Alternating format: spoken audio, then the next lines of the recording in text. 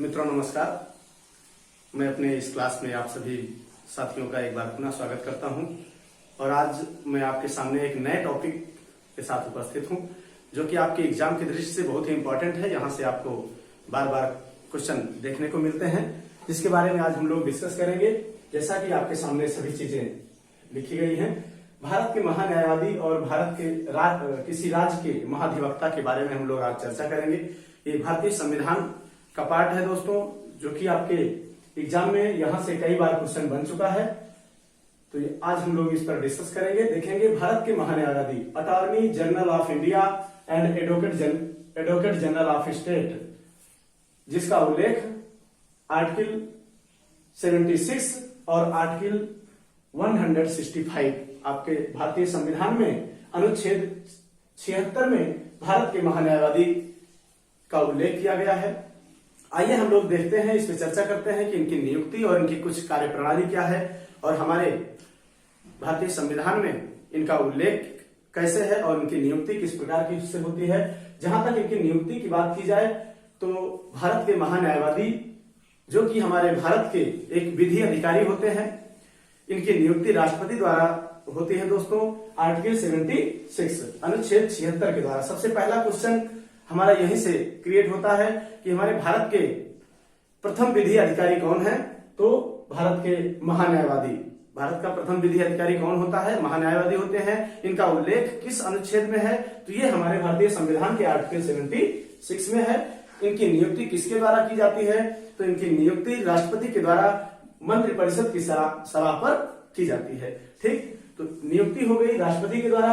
और इनकी योग्यता की बात की जाए तो योग्यता में भारत के महान्यायवादी की योग्यता दोस्तों, हमारे सुप्रीम कोर्ट, सर्वोच्च न्यायालय के न्यायाधीश की जो योग्यता होती है वो हमारे भारत के महान्यायवादी की योग्यता होनी चाहिए। इनकी नियुक्ति के लिए क्या है?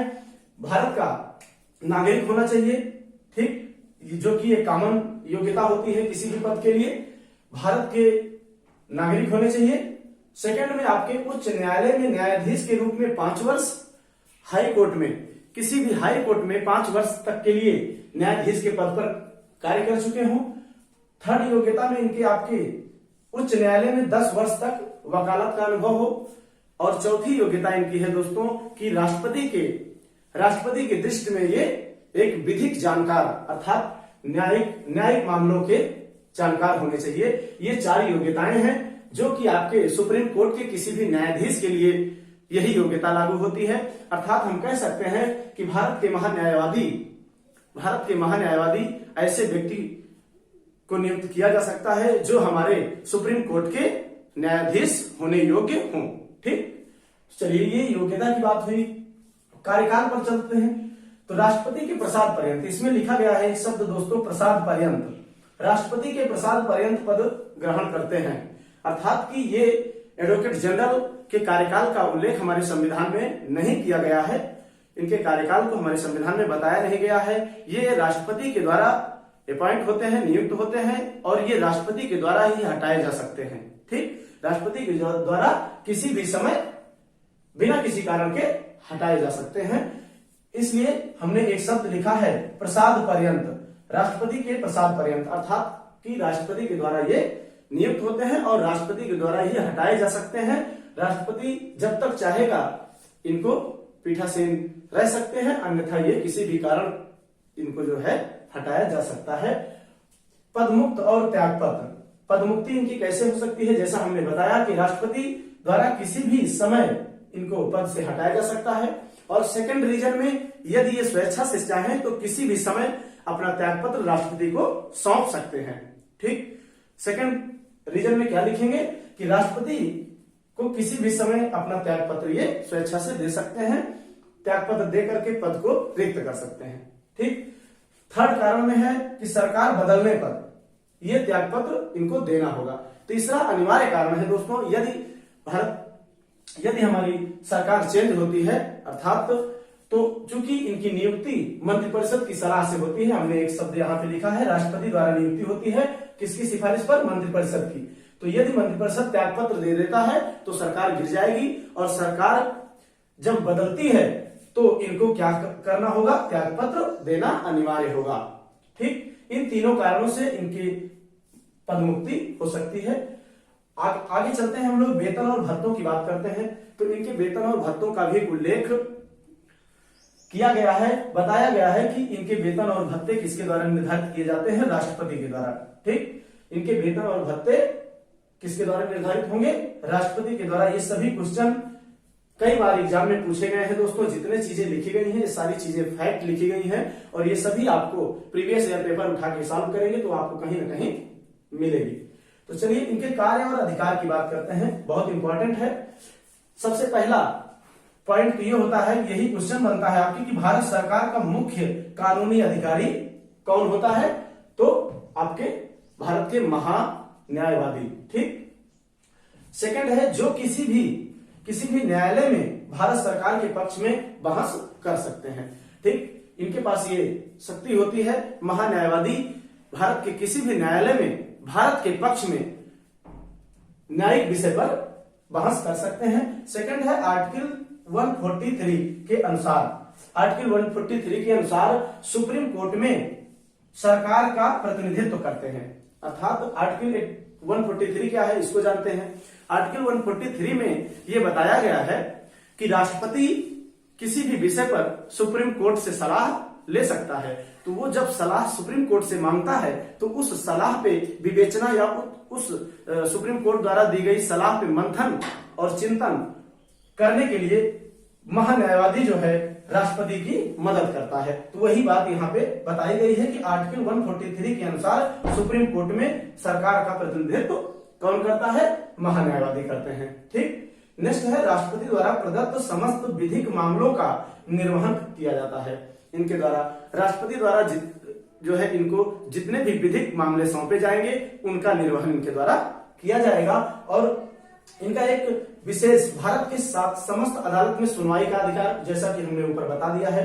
और इनका एक जो मूल अधिकार है संसद के दोनों सदन में भाग लेने और बोलने का अधिकार। ये कई बार एग्जाम में पूछा गया है और इससे क्वेश्चन बनता है कि ये ऐसा कौन सा अधिकारी है, ऐसा कौन सा पीठासीन अधिकारी है जो संसद के सदन का सदस्य ना होते हुए भी सदन के कार्यवाही में भाग ले सकता है। तो वो आपकी क्या है, महान्यायवादी। महान्यायवादी ऐसा पद है दोस्तों कि इसके पद पे पीठासीन अधिकारी संसद का सदस्य नहीं होता है, फिर भी संसद की कार्यवाही में भाग ले सकता है।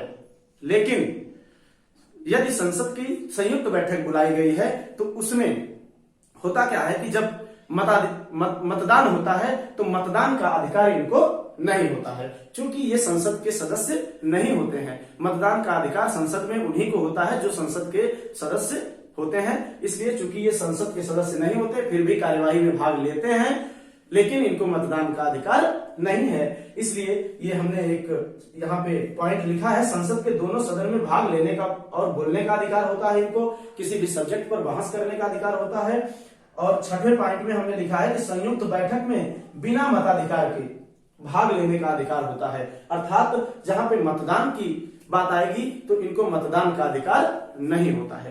ठीक, तो ये हमारे महान्यायवादी के संबंध में कुछ था। इस और अब हम चलते हैं राज्य के महाधिवक्ता पर। राज्य के महाधिवक्ता का उल्लेख किस आर्टिकल में है, 165। ठीक, एडवोकेट जनरल ऑफ स्टेट, इसका उल्लेख आपके संविधान में 165 में किया गया है। सेम यही प्रोसेस जो यहाँ पे राष्ट्रपति करता है वही किसी भी राज्य में राज्यपाल का उत्तरदायित्व होता है। तो राज्यपाल द्वारा इनकी नियुक्ति होती है राज्य मंत्रिपरिषद की सलाह पर। ठीक, योग्यता इनको देखते हैं तो ये भारत के नागरिक होना चाहिए। ठीक, और 10 वर्ष की न्यायिक अधिकारी या हाई कोर्ट में 10 वर्ष की वकालत होनी चाहिए इनके लिए। राज्यपाल की दृष्टि से कानूनी जानकार होना चाहिए। अर्थात कि ये योग्यता किससे रिलेटेड है, ये योग्यता हमारे जो हाई कोर्ट में जज होते हैं या हाई कोर्ट के जो भी न्यायाधीश होंगे उनकी योग्यता इनको लागू होती है। ठीक, अर्थात कि राज्य का महाधिवक्ता ऐसा व्यक्ति अपॉइंट होगा जो हाई कोर्ट में जज की नियुक्ति के संबंध में योग्यता रखता हो। ठीक, कार्यकाल क्या होगा, राज्यपाल के प्रसाद पर्यंत। यहाँ पे वही बात आई है, प्रसाद पर्यंत, राज्यपाल के प्रसाद पर्यंत। अर्थात कि राज्यपाल इनको किसी भी समय बिना किसी कारण के हटा सकता है। वही हमने पद मुक्ति और त्याग पत्र में लिखा है कि पद राज्यपाल द्वारा किसी भी समय इनको पद से हटाया जा सकता है। या फिर दूसरी कंडीशन में ये अपना त्याग पत्र किसको सौंपेंगे, राज्यपाल को सौंपेंगे। कई बार ये भी क्वेश्चन पूछा गया है कि राज्य का महाधिवक्ता अपना त्याग पत्र किसको सौंपता है, तो राज्यपाल को सौंपता है। ठीक। और थर्ड ऑप्शन है राज्य मंत्रिपरिषद के त्याग पत्र देने पर। जैसे यहाँ पे हम देखे थे कि यदि सरकार गिरती थी तो इनको त्याग पत्र देना पड़ता था, उसी तरह राज्य मंत्रिपरिषद अगर स्टेट गवर्नमेंट त्याग पत्र दे देती है तो राज्य के महाधिवक्ता को भी त्याग पत्र देना अनिवार्य है, क्योंकि इनकी नियुक्ति किसकी सलाह पर होती है, राज्य मंत्रिपरिषद की सलाह पर। ठीक। नेक्स्ट है इनके वेतन और भत्ते की बात की जाए तो वेतन भत्तों का निर्धारण इनका किसके अनुसार होता है, राज्यपाल द्वारा निर्धारित किए जाते हैं। इनके कार्य और शक्तियां ये राज्य के मुख्य कानूनी अधिकारी होते हैं। जैसा हम लोगों ने महान्यायवादी में देखा था कि ये भारत के विधिक अधिकारी होते हैं, वैसे ये राज्य के विधिक अधिकारी होते हैं। ठीक। तो राज्य के किसी भी न्यायालय में इनको कोई भी विधिक मामलों पे चर्चा करने और बहस करने का अधिकार होता है। राज्यपाल द्वारा प्रदान किए गए समस्त विधिक मामले, ठीक, राज्यपाल द्वारा प्रदान किए गए समस्त विधिक मामलों की का जो है ये बहस कर सकते हैं, इसका निर्वहन कर सकते हैं। राज्य मंत्रिपरिषद के दोनों सदनों में बिना मताधिकार के भाग लेने और बहस करने का अधिकार है। ठीक। नेक्स्ट पॉइंट है आपका राज्य मंत्रिपरिषद। राज्य मंत्रिपरिषद में जैसे यहाँ पे महाधिवक्ता संसद में भाग ले सकते थे, उसी तरह ये भी राज्य मंत्रिपरिषद के सदस्य नहीं होते हैं, फिर भी ये सदन में भाग ले सकते हैं, लेकिन मताधिकार के समय इनको मत देने का अधिकार नहीं होगा। अर्थात किसी भी विषय पर जब मताधिकार की बारी आती है, मताधिकार का नंबर आता है, तो ये इनको मताधिकार का अधिकार नहीं होता। जैसा कि हमने पहले बता रखा है कि मत वही लोग दे सकते हैं जो संसद के या राज्य मंत्रिपरिषद के सदस्य